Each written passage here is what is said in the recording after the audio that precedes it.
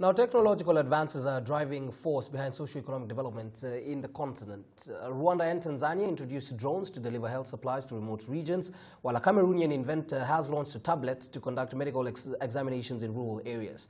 Our guest today is Timothy Reuter, head of future of drone and tomorrow's Airspace, speaking to us on the pace of technical innovation. Timothy, definitely a pleasure speaking to you. Let's kick things off with what we know. The delivery drone market still remains relatively nascent. We've been trying to talk about this, but we still don't seem to agree on policy. First of all, regulation, costs, it's endless. From where you stand, looking into the continent, what do you notice some of the things we need to speak on before getting into the details of this conversation? Sure. Well, George, thank you for having me on the show. I think East Africa is actually becoming a hub of drone innovation, especially around delivery drones. As you're probably aware, Rwanda is the first country on the planet to have national scale drone delivery, bringing blood to remote rural clinics. And we're beginning to see other countries in the region look at how can they implement this technology as well. But it's something that's happening on a daily basis already in Rwanda. Right. In regards to the kind of progress that you've had, of course, with Google, you had Project Wing.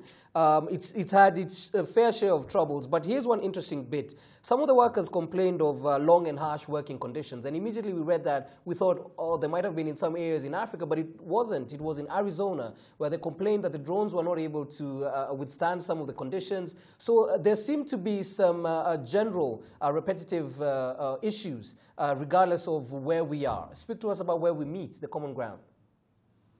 Yeah, so I think that's very much specific to whichever company we're talking about. Some companies can treat their workers very well and some less well. But, I think in Africa, there's an idea that there will be some knowledge and technology transfer so that those who are working with international companies on drone delivery in places like Rwanda and Tanzania will get the skills to eventually be able to go off and start their own businesses.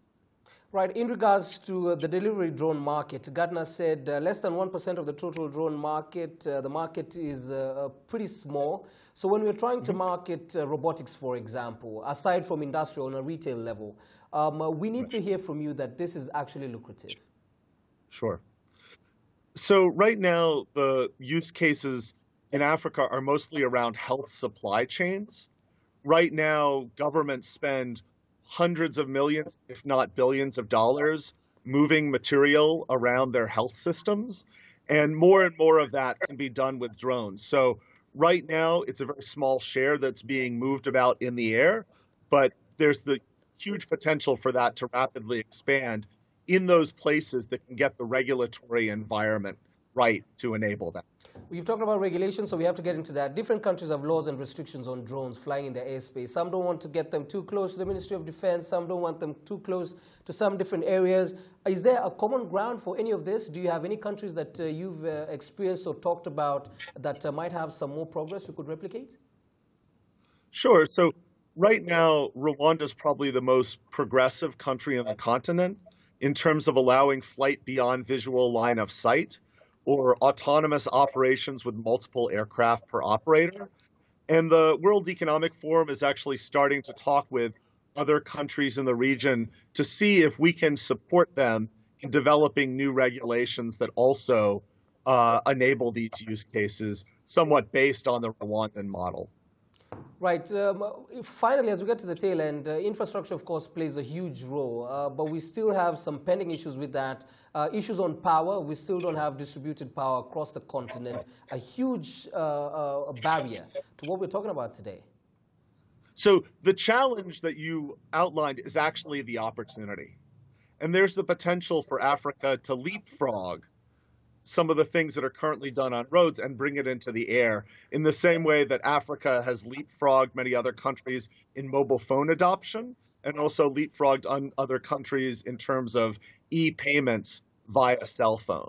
So the lack of current infrastructure is exactly the reason why there is the economic case for the deployment of delivery drones in Africa. Now, almost every day we see the headline, the future of self-driving cars or the future of Uber, the future of different companies. But in regards to where Africa is positioned with the future of automated drones or robotics, could you maybe outline what we should be on the lookout for? Sure. So one of my favorite things about working with drone technology is its potential to connect the currently disconnected. So there are many areas that don't currently receive effective services, and they can be connected to the core where there is more service delivery via drone and aerial autonomous systems.